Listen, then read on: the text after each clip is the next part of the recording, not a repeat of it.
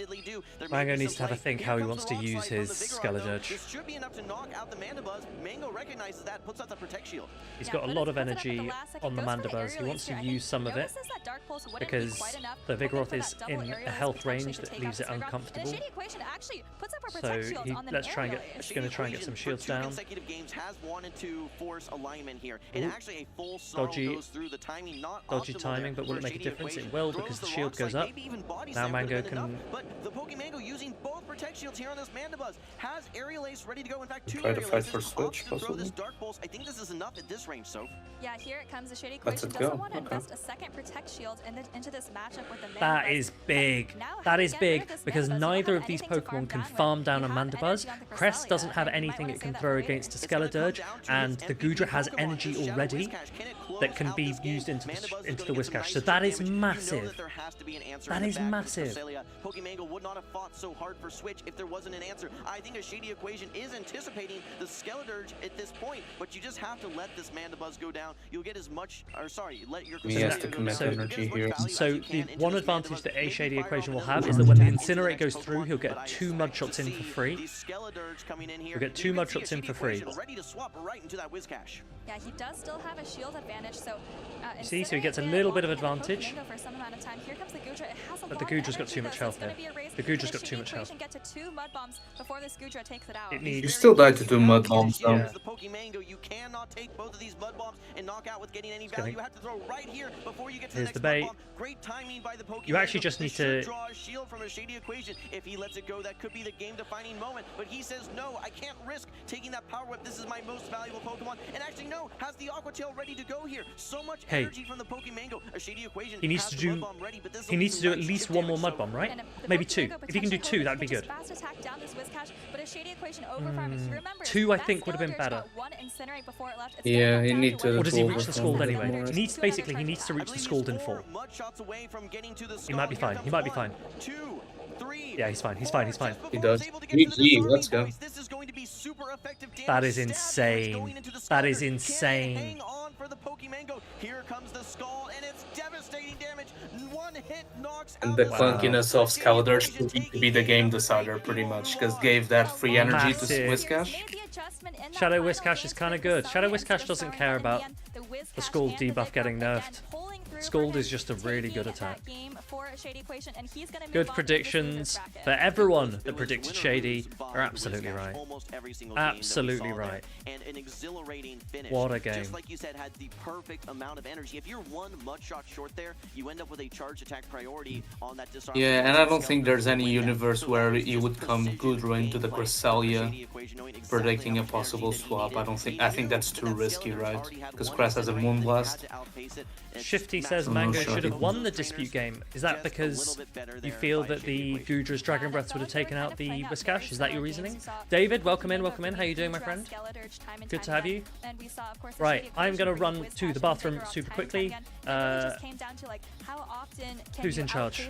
You guys can decide who's in charge. How well can you manage your energy to really maximize that? So, I was going to say, let's look back really quick. Please finish your thought. I was just gonna say, the Shady Equation did It a would have been fantastic almost job. right Let's take drawing a look at Skull what at he did here. Mandibuzz. This is the Mandibuzz versus Vigoroth matchup. Of course, we saw the Pokemango taking switch advantage. Looked a little bit scary for a Shady Equation there, but up a shield, this Whiscash was really able to close out the game. Look how low that Whiscash was. That the Goodra did put an absolute dent into that Whiscash, but again, precise energy management, able to get to that final Skull to close out the game. What a series it was. It seemed like every game By was that, dictated by the placement Shifty. and the shield decisions from a Shady Equation. Although it was interesting in that 4th game, which was the decisive game. It was 3, definitely it halfway actually to the Mud Bomb. Pokemango who forced alignments, but going down shields, set up that Whiscash to be the Yeah, sweeper. I don't think you're right there. Yeah. I think it was off. Energy from Vigoroth on alignment against the Mandibuzz, and I think getting that extra snarl actually tempted the Pokemango